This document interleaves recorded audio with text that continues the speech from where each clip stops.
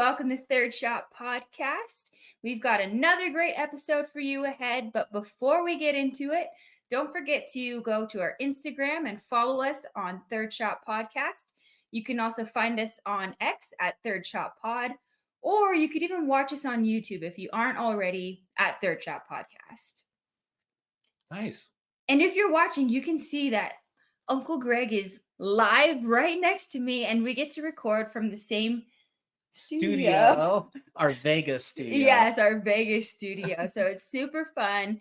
We've got a great episode coming up. We are missing Russ, though. He has some stuff he's got to attend to. He's a busy man, and it's hard to organize with everyone's schedule. So we miss him today, but we'll do an extra shot for him, perhaps. All right. Sounds good. Yeah, let's do that. All right. Cheers to Russ.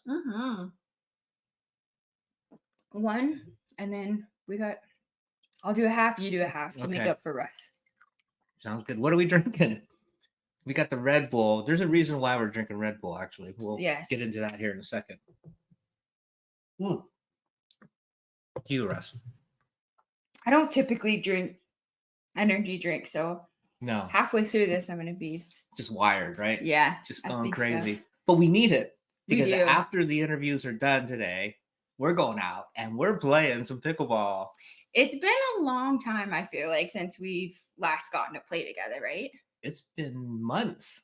It's been months since we played together, but then you've been out a little bit anyway. Yes, that's true. So it's nice that you're back and ready to get out on the court again. And the important thing is that I will be stretching before and after. We've been talking a lot lately about taking care of our bodies. Before playing as well as after playing, and because I'm coming off from a back injury, it's definitely important for me to take that seriously, take my own advice that we're always telling people, and actually warm up and stretch before and after. So what's the plan? Are we warming up here at the studio, or are we going to the court and warming up there, or both? Maybe both is the better option. Maybe we can have you demonstrate wow. on video some of these warm-ups. We'll have to have some type of expert on to do the warm-up exercises. Kind of like we had last week. Yeah, he was fantastic, and his book has a lot of different exercises and stretches to get you ready and prevent injuries. And if you do have something going on, it'll kind of help you with that. So highly encourage you checking out the Pickleball Power book. Yes, Steve Jordan, he was a very great guest, super knowledgeable. He's got his book, like Uncle mentioned, but also an Instagram page too that has some helpful stretches and also exercises to help with your pickleball game. Yeah, the best workout? Best pickleball workout. That's right, of course. Specific to pickleball. Yeah, the best pickleball workout. Great Instagram account, and he's got a whole bunch of different videos on there. Yeah, absolutely. So check it out. We should go. That's what we're going to do. We're going to go to that Instagram account right after we get done recording tonight. And then we're going to do some of the stretches. Then we're going to go to the court, do some more of those stretches, and then we're going to tear them up. Yeah, we are. We're going to take no prisoners tonight. I'm also kind of nervous because it's been so long. We'll start low.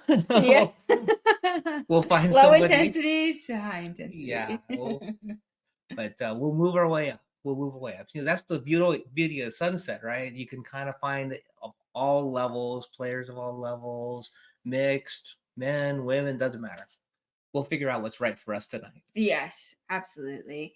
And it's always so fun too, not just going out there to play, but also to see all of our friends that we've made every time that we've gone over there. That's right. And talked to. So I'm excited to see everyone. It's been a while.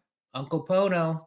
I hope to see you out there. Jesse, I hope to see you out there. Coach, you name it. I mean, we got so many cool friends out there now. The whole Hawaiian crew. Yeah, they're amazing. So supportive and helpful. Yes. They've given us so many tips. Every time we go out there, we can rely on them. Yeah, Duke gives us tips. I mean, you name it. They're everybody's there and they're real supportive. So I can't wait. It's been, like you said, it's been like 2 or 3 months since I've been out to Sunset. So I can't wait to get out there and say hello to everybody and get some play in. Yeah, well, you should share with everyone the reason why you're here, because it's a pretty big to do. It is a big to do. Our my daughter and the person that handles our marketing for us, Amanda, is graduating for graduating from UNLV this weekend. So we're here for her graduation as well. So that's going to be a big celebration. We can't wait. We're actually just making plans. Of course, if I'm in charge of where we're going to go eat, we're doing buffet. So, heck yeah. So we got the whole crew going out to buffet after the graduation this weekend. That's going to be a blast. Yes, it's going to be so much fun. I think anytime that y'all come out, we have such a good time, whether it's pickleballing, eating, just hanging out at the house. It's so nice to be around family. So. It is. It's great. And congratulations, Amanda. Yeah. That's huge. It is huge. And it's gone by so quickly. Oh my gosh, yes. In a flash. Right. Well, her first year was a COVID 2020, year. right? Okay. Yeah. So 3 years on campus. Yeah. But the fact that she finished in 4 years, I think, is amazing because a lot of people now, it takes them 5+ years to finish. Yeah. But she really buckled down, took those summer classes, and she's a great student. Good grades. Yeah. I mean, she's been on the honor roll. Yeah, the Dean's List. All of those academic awards that she's received. So proud of her. Mm-hmm. And now, it's kind of the next step.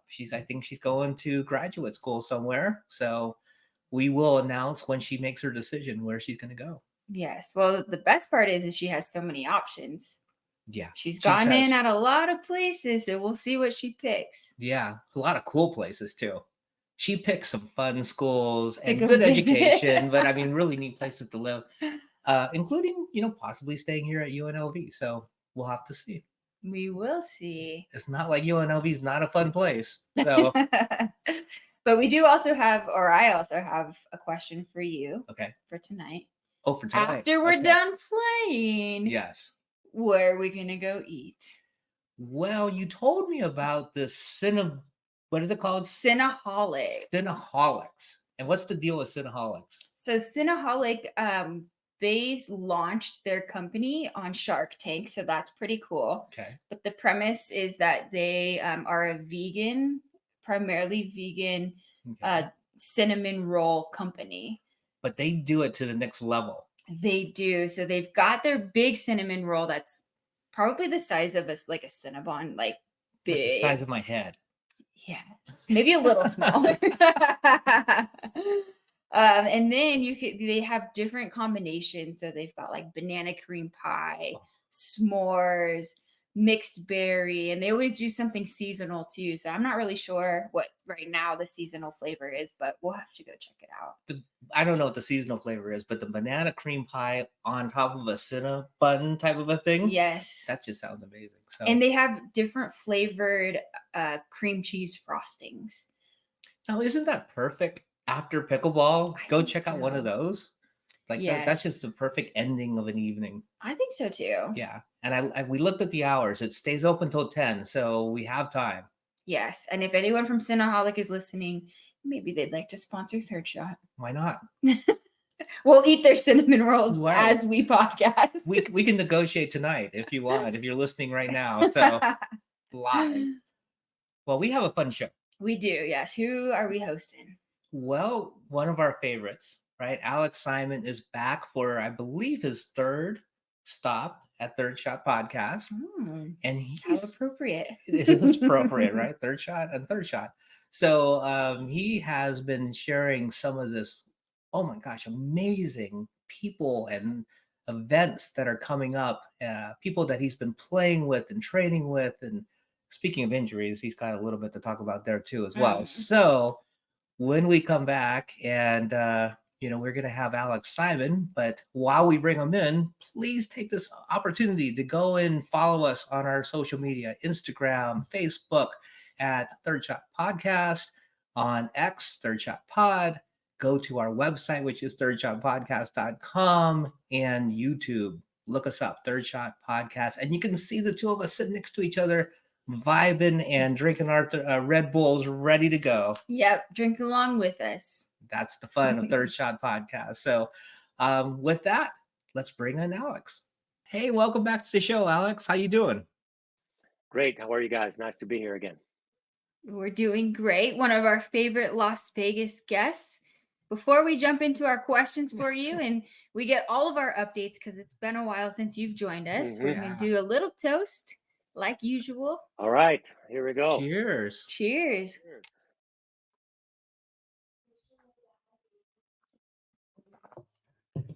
You've got a lot going on since the last time we spoke, Alex. Like every time I'm following you on Instagram, I'm seeing you playing with like these amazing people. There's a laundry list, but one of the people that immediately recognize is Andre Agassi. You're playing with Andre Agassi. Come on, what's going on there? Yeah, yeah. We've been playing, practicing, training for about 8 months now, since we first connected, and he lives here in Las Vegas, and we play at his club, which is 10 minutes from my house. Singles 90% of the time, and we play. I'm gonna say a couple times a week, and it's just awesome. He's become such a pickleball enthusiast. He's just such an amazing person. He's picked up the game so quickly, gotten so much better, and it's just been great playing with him. What was it like going into that first session with him? Like, were you nervous or were you excited? Like, share with us how you were feeling. Yeah, so it's actually quite a funny story. So I was playing a lot of pickleball at the time. Like every day I was training, I was traveling, I was doing clinics, out of town. So I had just gotten back from, I'd spent 3 days in Boise, Idaho, teaching clinics, and I got back on late Saturday night. So I told my wife, I had probably played, I'm going to say 3 weeks straight, like no days off, just pickleball every day. I told my wife, Sunday, we're just going to hang out today and not do anything, just relax, let my body rest. So we're sitting by the pool. It's about 9:30 in the morning, and I got a text message. And it says, "Hey, Alex, this is Andre Agassi. I hear you're, a very good singles pickleball player. I said, would you like to play sometime?" And I'm like, what? I would have thought it was spam or someone pulling a prank. Somebody's joking, like, who's pretending to be Andre Agassi? How did he get your number? How did you guys get the introduction? So anyway, I'll get there. But of course, I answer. I'm like, Babe's like, Andre Agassi just texted me. He goes, yeah, whatever. And I said, seriously, some guy, just texts me, says he's Andre Agassi, he wants to play. So I'm like, yeah, I'll play with you. How soon do you want to play? He goes, oh, I'm ready, whenever. I'm like, well, how about now? He's like, okay, let's go now. Like, where do you play? And he says, well, I'll come to you, if you want, or I have a club I play at. And I'm thinking, why don't I just bring him to Sunset Park and just make it a full-on festival and and then let people go crazy. But I said no. I said, let's just go, wherever you play. So he's a member of a private club here, and we went there and played, and it was just incredible. The first time meeting him, to be honest, I had played him in tennis years ago once, which is another experience in itself. But he didn't remember me. It was a one time a friend of mine brought him along. We played, some tennis, which was an incredible day. But years had passed, so he didn't remember me, obviously. And so we met up. We hit, and everything went great. And he was really starting to get into pickleball seriously, especially singles pickleball. And the rest is history. We've been playing ever since. He's probably my main training buddy these days. We train a lot. It's always intense. It's a lot of fun. But to answer your question, he said, I've been talking to some people around town that play pickleball, and your name keeps coming up. So finally, somebody gave him my number, said, hey, he says, does anybody play singles in town? And they said, well, Alex is the singles guy. That likes singles. So we've been playing ever since. It's been awesome. And so it's amazing. He's gotten so much better. We see him playing the pickle slam, and he plays doubles, but he is an incredible singles player. Incredible. Like he would be the top if he played senior tournaments. So when you first got together with him, this Hmm. was in between the two pickle slams, right? This is in between the first one he did and Correct. the second one. Yes. Obviously that's doubles, and he's playing with, Hmm. he played actually the second one he played with men's and mixed with Hmm. Steffi. Like, does he work with you at all with doubles to get ready for the second pickle slam, or was he just singles only? We did play. I did play him and Steffi preparing for the slam, so we did get some doubles matches in, and he picks things up so quickly. The game. He's such a student of the game, and he just thinks about it. And so when we first started, I would give him a lot of tips, and but now it's almost like it's back and forth. We discuss things, and he catches on very, very quickly. And of course, as a former tennis player, singles is the first thing that comes to you more easily. I think all tennis players have an easier time if they're up to playing singles with playing singles than playing doubles. So now we're in the process of more doubles and trying to become better at that, both him and I. But yeah, I've had a chance to play with him and Steffi, who's another amazing person. And I won't take credit and say I prepared him for the slam, because I did not, but I did play them. I do. You just see things and you want to help them out, and hopefully it was of some help. But yeah, it's been fun getting to know him. Yeah, well, I think any play before their event would be helpful in them Hmm. preparing, whether you were their coach or just Yeah, out yeah, there giving them some practice. Like it's all beneficial, right?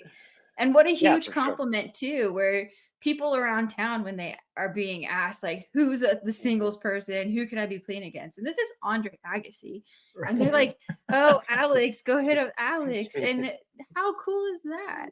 That's a huge Yeah, compliment. it's incredible, and I'm sure there's a lot of good singles player. They just, singles is tough. Singles is so hard on the body, and we'll get into that and how my body is doing these days and my injuries because of singles. Um, but it is just such a good time, just to wrap up the Andre Agassi story. It's just so awesome. He's such a competitor, and I'm so competitive myself. When we go out there, it's an all-out war, and he enjoys just playing games and points, and it's friendly, but it's competitive, and our levels are, you know, so close to each other. It's crazy. That is amazing. What a fantastic experience. I mean, Hmm. just getting to hang with somebody like Andre, and everything I've heard is he's just such a genuine person, right? That's one of the nice things about, not only is he, famous, and he's got how many Grand Slam tournament, wins under his belt in tennis, but he's just a Hmm. genuine man's person. And people say that about Steffi as well. And just to get to hang out with both of them, I think is what a great experience you must be having with them. Yeah, they are everything that people say they are. I just played with them last weekend. We actually went practicing, like a training session, the three of us, Steffi, Andre, and I. And I took my mom, who's visiting, and she had never met him, and they were so kind. And Steffi is she's such a nice person and so down to earth. And don't forget, she has 22 Grand Slams of her own. Yeah. Andre Agassi is famous, and he has 8 Grand Slams, but Steffi has almost 3 times as many as he does. Well, she Uh, was going through a run where nobody could touch her. yeah, I mean, she yeah. was just dominating on the tour for a while, which Yeah, is but so they're cool. awesome. Awesome people. Awesome, just genuine, amazing human beings. That's great. And speaking of amazing people that you've gotten to play with, we've seen Hmm. recently too on your social media that you've been playing with another pro, Kwang Hmm. Duong, also known Yeah. as. Avatar. Yeah. I got a chance to Yeah. watch him play down in the Vegas PPA last year, and that's when he was just kind of breaking on to the pro scene at that time, and he was kind of making a name for himself. But since that time, I mean, he's beaten Ben Johns a couple of times. I mean, Yeah, twice. he's Hmm. really making a name for himself in singles on tour. And obviously you're playing singles with him now. So tell us a little bit about that experience. Yeah, so he came into town for a few days to, do some appearances, practice, whatnot. So there's a some people here that are producing content, social media content for him and myself. So they wanted him and I to get together and film some things, just like do some instruction and do some competitions and like trick shots and all that stuff. So yeah, so him and I got together on Saturday, filmed for a few hours, and that was fun. Also, what a nice young man. Just turned 18, so nice, so genuine, so hardworking. Um, his dad, I'm sure if you ever watch his matches, they always show his dad, and his dad is just he's the mastermind really behind Kwang, and the man knows a lot about pickleball. He's his coach clearly, and I also got to spend a few hours with him picking his brain about how to become a better coach, where pickleball is going, just his thoughts, and that was also just such an incredible experience. And then he has Kwang's little brother Bao, who's 13, who is also an incredible player and also plays pro, but is really really young. So watch for Bao to also bust on the scene. But it was nice. It was nice meeting Kwang. Um, Again, such an incredible player. Hits the ball so hard, so much spin. When he came onto the scene, immediately I was drawn to his style of play. I mean, that's like an extreme grip on both sides, and he plays like tennis, and he gets spin on the ball. When people said were saying you can't play spin in pickleball, the paddles just don't allow you to. But Kwang comes onto the scene and just dispels all the myths and plays like he plays tennis. And I tell you, having been on the other side of the net, returning his ground strokes, there's a ton of pace and a ton of spin on his shots. When you meet somebody like that and you have that experience, what do you learn? Obviously, it's cool being able to face somebody like that, but what do you pick up when you meet with Andre or Avatar? Like, I'm sure you're picking things up all the time as well too. Yeah, to me, it's always about how much I can learn from these people. I didn't know how many times I was going to play with Andre Agassi. I mean, we met once, and I said this may be the only time. So I like exchanging ideas. I like listening. I like asking for opinions, and so whatever they can contribute, and why they play the way they play, and strategies. So I'm like a sponge, and I don't have.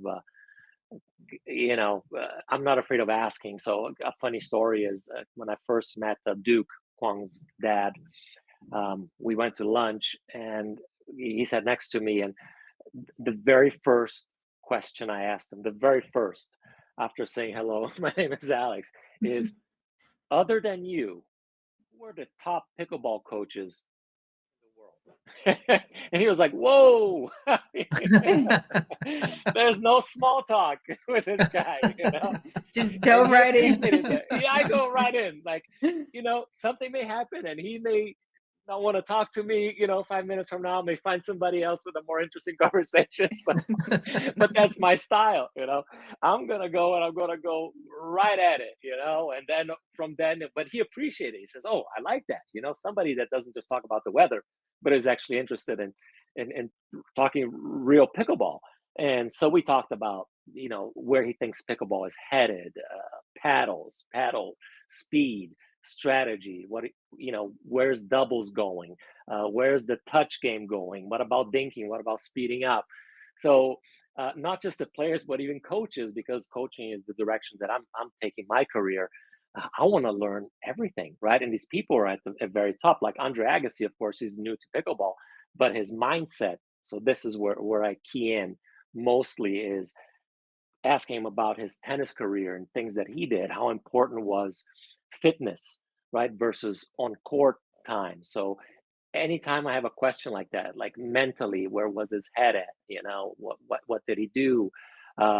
So Agassi is more like the mindset aspect, and then we discuss on court things about hitting balls, how to hit shots. But on pickleball, which is more like a conversation, and Kwang is more like the shots. Why do you hit it? Why do you have such an extreme grip on your forehand and your backhand? How do you get that much spin? How do you play doubles, because he's a single specialist? So what is your strategy, because you're not necessarily a touch person? How do you face, playing doubles? What do you think works for you? So I'm just asking, and trying to become better myself, not just as a player, but as a coach. And what is it like playing Ben Johns? He beat him twice this year. So what do you do? What is your strategy? What made you do the things you did? And same questions to his dad, because his dad pretty much, it tells him what strategies to use. So it was a very enlightening weekend I've had, and a lot of fun. Yeah, it sounds like it. And I really appreciate that perspective that you have of always wanting to learn and absorb as much as you can from Mhm. anybody that you interact with. And from our very first interview, when you told us how successful you were at becoming a pro in such a short amount of time, I Mhm. think that just goes to show, how much that you learn and you're willing to put in that effort and continuously have that mindset of how to better yourself. So just For sure. appreciate that. Yeah. And I think we all can like take a little note from you. Mhm. Yeah, and Absolutely. on that note, one thing that when people meet somebody like a celebrity or somebody that plays at a high level, I think first, we're struck to a certain degree, and we probably are not sure, should we ask them these questions? How are they going to react? But you'd be surprised how willing to help these people are. We as human beings, we are inclined to help. If somebody asks for our help, uh, it's just within our nature to want to assist. So, I encourage people, if you ever meet somebody that plays at a high level, like if you have a question, even if they don't have time to spend hours with you, like, hey, what's the one tip you can give me? What's the one thing I should focus on, to play better pickleball? Um, just ask them, and they will share. They will share actually more than you think they would. And that's my approach when I meet people like that. Well, it's funny you say that because the last time we were together and we got a chance to play together over a sunset, I asked you Hmm. that question. It's like, what's the one thing I could do to help in my game? And you gave me a great tip that, I'm trying to speed it up a little too much at the Hmm. kitchen and against high level players, it wasn't going to work as effective as some of the lower Hmm. level players that I was playing against. And I've taken that to heart. And, Bridgie knows that I've really been working at making my slow game, my touch game until the opening, arises where, I can Hmm. speed it up and take advantage of it. But I wasn't, before I was forcing it. And due Hmm. to the advice that you gave me, I'm not forcing it anymore. I'm letting it come more naturally. And the openings do happen, right? If you're Yeah. patient enough, they do happen. And it's that, you're giving this to me to Hmm. give me that piece of advice. But it's interesting because we've had interviews with a lot of top pickleball players and that came from the tennis background, and Hmm. what a lot of them tell us is people weren't as giving with the information back in the tennis days. Like they were Hmm. saying, it was real competitive, but in pickleball people are trying to support each other and help each other along even when they're playing Hmm. against each other, whereas back in the tennis days, no way. It's like, you're a competitor, I'm not helping you out, I'm not helping you beat me. So I think there's something to the pickleball community also that lends itself to being so giving and open with information. I agree to a certain degree. Here's what I see with pickleball. Yes, pickleball people are phenomenal. They help each other, and even players. It's so nice to see people helping each other. What I do see a lot though is people helping people that shouldn't be helping people. So Oh, everybody is like a Everyone's an expert. self-proclaimed coach. We want to bring our friends into it. So we're like, no, no, don't worry, I'll teach you. So I'm at the public course, I'm at Sunset Park, I'm here, but I'm like, whatever course I'm at, and I'm watching people coaching. I'm like, my goodness, I know their intention is good, um, but but yes, you know, I don't know if that's completely true. I mean, tennis, you know, I don't know if tennis people are different from pickleball people, but yes, pickleball people are very nice. As a whole, they're very welcoming. It's a very welcoming group, and and I enjoy helping whenever I see people. As a matter of fact, I have a problem that I don't ask. And my wife pointed it out. I was like, you never ask permission when you want to help somebody. You just go there and say, "Hey." You're doing that wrong. Let me show you how you should be doing it. And I was like, you're right. I'm like, I said, but they should appreciate that. I was like, hey, let me. So now I say, hey, do you want me to give you a tip? I was like, well, who are you? Well, I'm pretty good at pickleball. Okay. So Just show them the Instagram. exactly. So now I'm more like cautious, but I just have it in me. I just see people doing something. I'm like, I could change that person's, whatever I'm seeing that they're doing wrong, like in 30 seconds, just like a grip or the way they're volleying or the way they're dinking.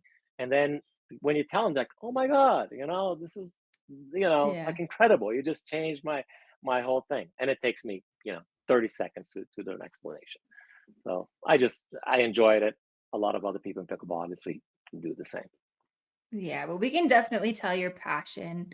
And Hmm. I'm going to switch gears a little bit here because earlier you Hmm. had mentioned that singles is tough on the body. Hmm. And Uncle and I have been recently talking about health and wellness and how to prevent injuries by the exercises we do before, but also stretches and exercises post pickleballing. Okay. So, share Hmm. with us what's been going on with you, and maybe you can teach us a little bit on how we can prevent some injuries too. Yeah, so I've been, playing tennis since I was 9. I played a lot. Never warmed up. Played through college. Never stretched. Um, Continue my life. Now I'm 51.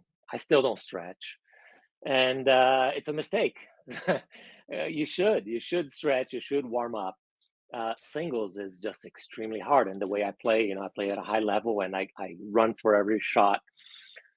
So in December, I tore my meniscus. I never had knee issues. So I was playing singles and I tore my meniscus. Ended up having surgery 2 months ago now.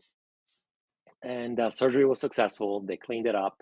And I went back to playing about a month later, like 4 weeks later, I was playing full on. And I went and I was playing singles against Andre Agassi. Hurt myself again, tore Oh my no. LCL on the same knee. So Oh. my medial, which is the inside meniscus, I tore, and later I tore the LCL on the outside of the knee. So thankfully, I didn't need surgery, but now I am off pickleball for another, I don't know, like I play with Kwang a little bit. I play at the net and I can do some things, but I can't run. So that set me back a Mhm. month, and that's because I'm just a numbnut, you know. Excuse my language. I just do these things, And Andre said, "Hey, are you ready to play?" I'm like, "Of course I'm ready to play. Let's go." And everything was fine. I made one bad move, and boom, out again. Oh, Oh So man. yes, if you're over 50, if you're any age, you should be stretching. If you're over 50, you most definitely need to be warming up a little bit, stretching, and I've learned my lesson, the hard way. So now I'm actually taking time off because before, when I had my meniscus surgery, 11 days after, I was already on the court with Agassi, just like dinking around and volleying, which I shouldn't be. And then a month later, I was feeling amazing. I was like, I'm ready. I'm ready for singles. I'm ready to play again. And then that set me oh back no. another month after I Oh hurt myself man. again. So Did your yeah, doc so did your doctors tell you that you should lay off that type of activity for a certain amount of time? What of did course they they do. tell you? I'm just curious. Don't blast him like Of that. course they I do. gotta hear it. This is good therapy for you, Alex. I'm helping you. Yes, it is. Yeah, but I don't listen, I don't listen ever. I don't listen to my mom. I don't listen to my wife. And they're like, you're just the king of poor decisions, And some of them pay off and it's great. Some of them don't pay off. Um, but yeah, so I should be more responsible. I encourage people to be more responsible. We can go even into uh, eyewear, which is a big topic. And I started wearing it in doubles now. Uh, I was always like, I'm never gonna wear that. I'll never get hit in the eye.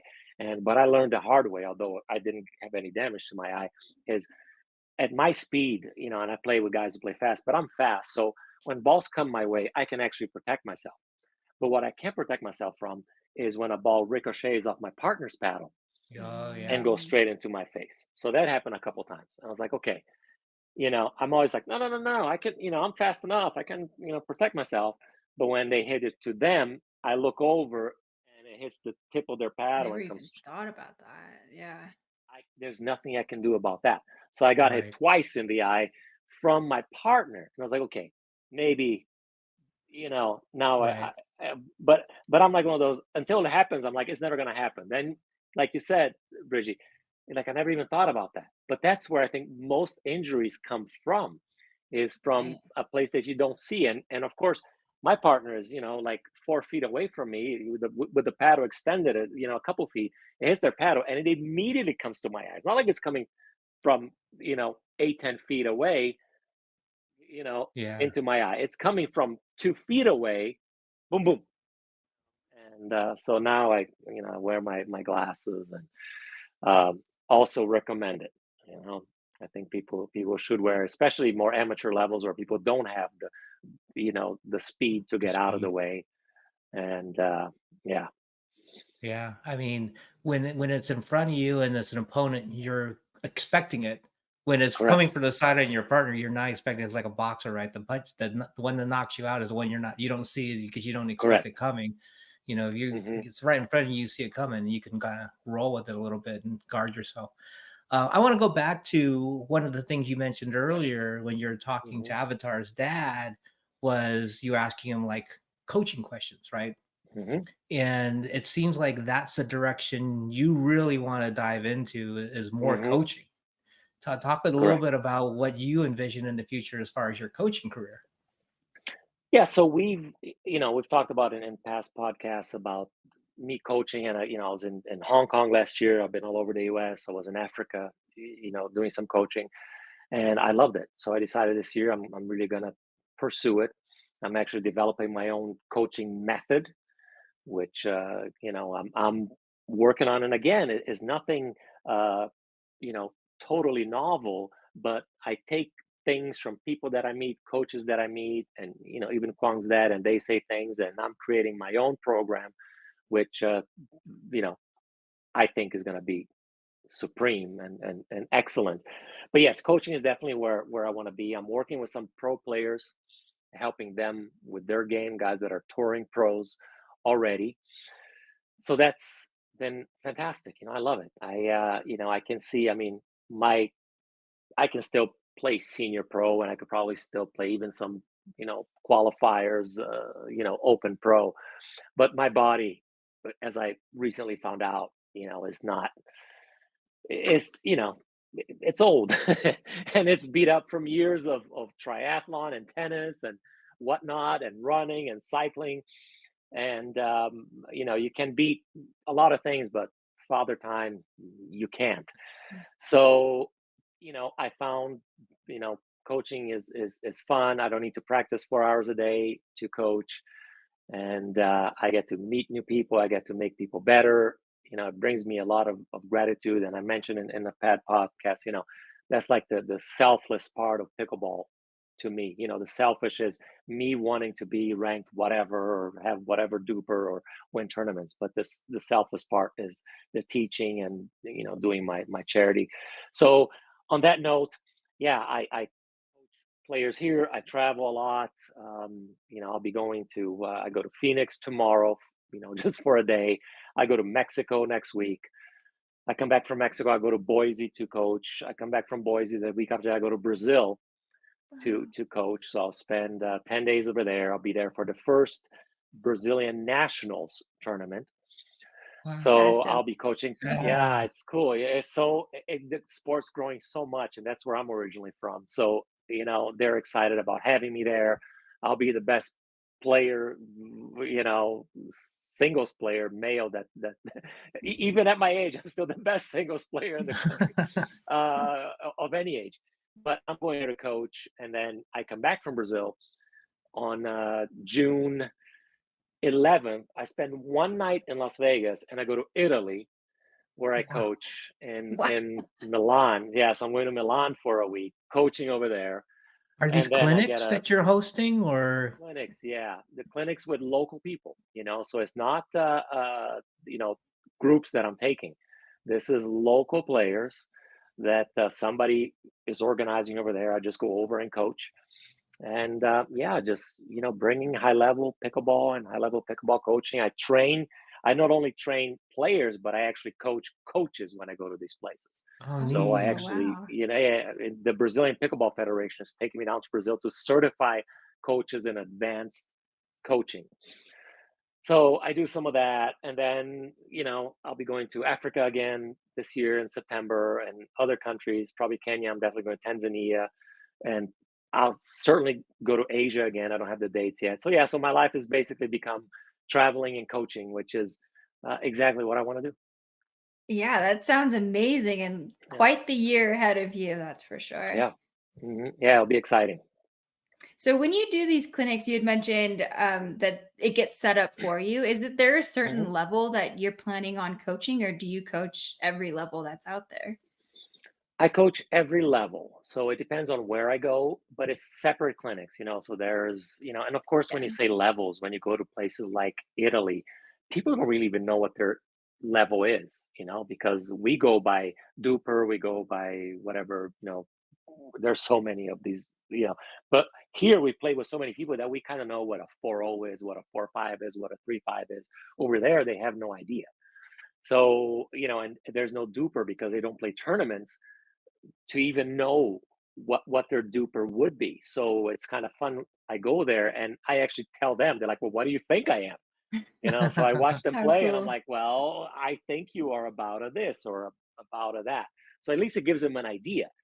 So for now, it's like beginners, intermediate, and advanced, which there is no advanced, in a lot of these countries. So it's mostly beginners and intermediates, and the sport is just basically a lot of it is also introductory. Like these people have been playing for a month, 2 months, six Mm. months, because this sport is new here, but it's brand spanking new in Brazil, growing fast. But even with the growth, the oldest players are 6 months old. So yeah, Because a lot of because of that, beginners. are there more doubles players? So when you do these clinics, Yeah. is it mostly Mhm. doubles techniques versus singles? Yeah, it's mostly doubles because even singles at any level, right? Even here in the US, there's very few singles players compared to doubles players. So the clinics are doubles clinics. I do occasionally, like I go to Boise, and I've done this in Boise before. So I will teach one singles clinic.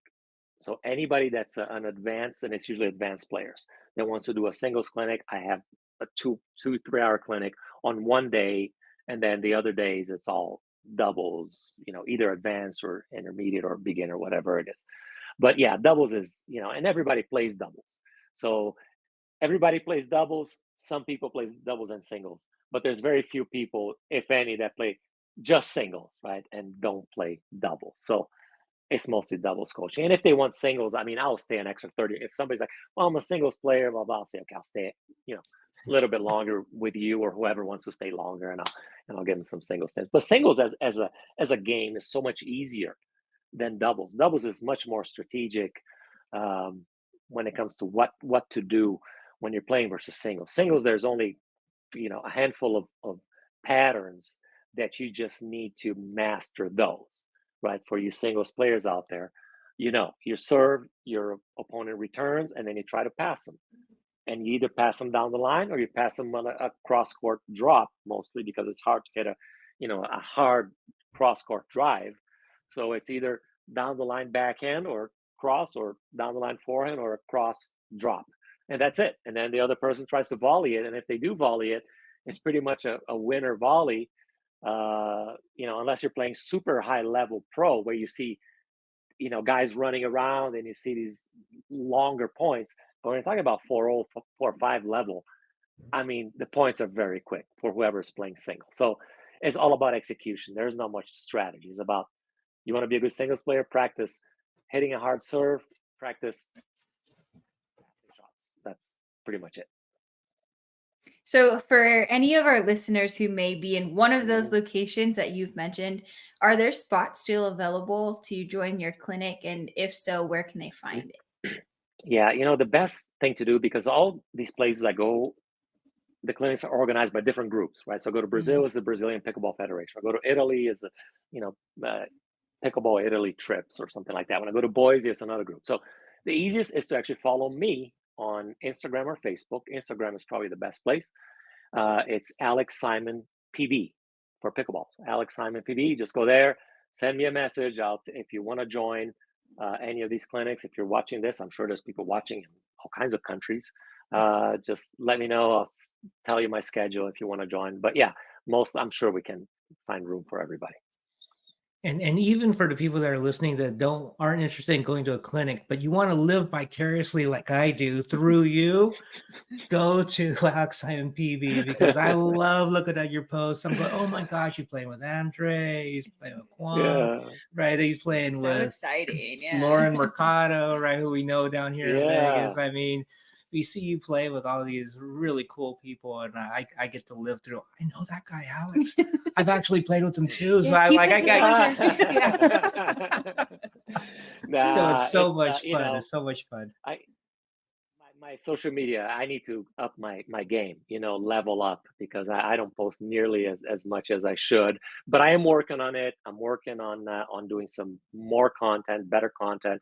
YouTube channel is coming with instructions. So I actually have a team that's going to help me with my social media in terms of recording, because I can say, teach the lesson, but what I need is somebody to record it, somebody to edit it, and that's like where it ends. I'm like, this is too much work. I don't want to do it.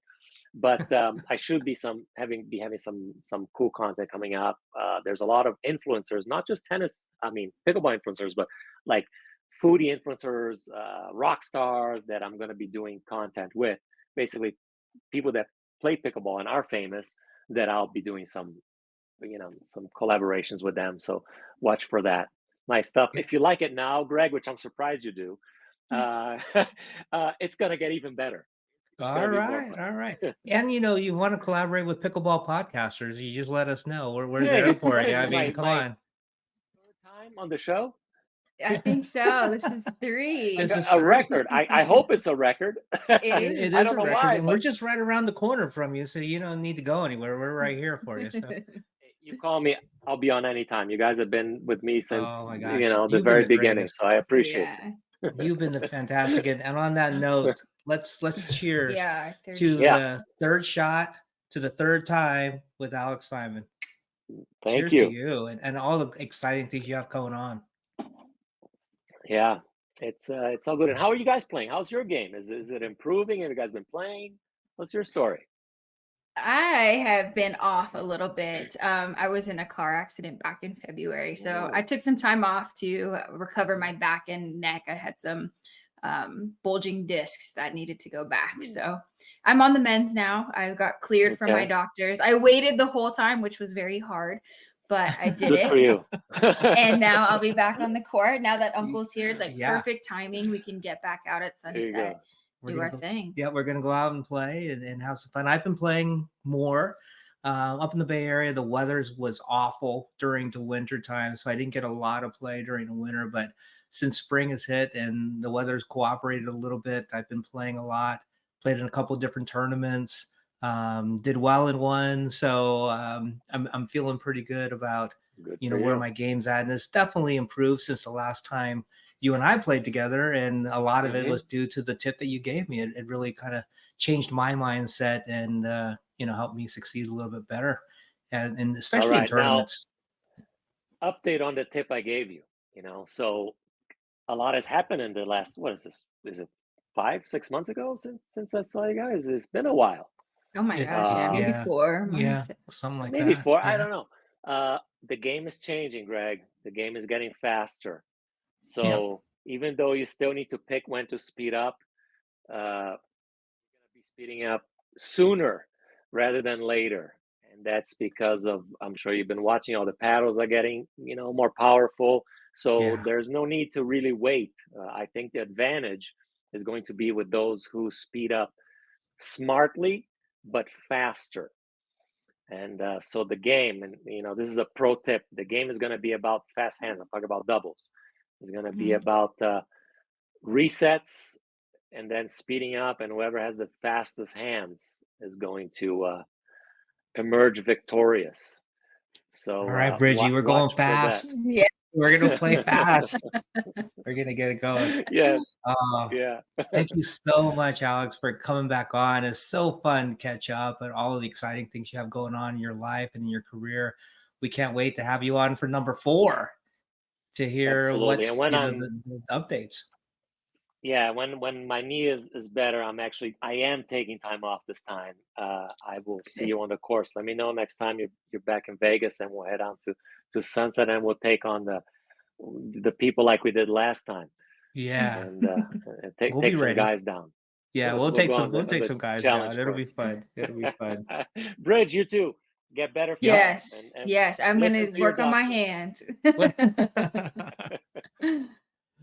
Well, thank you again. And thank you, everybody, for listening and joining us for another episode of Third Shot. We had a really good time with Alex. Please go to his Instagram account to, find out where he's going next, who he's playing with next.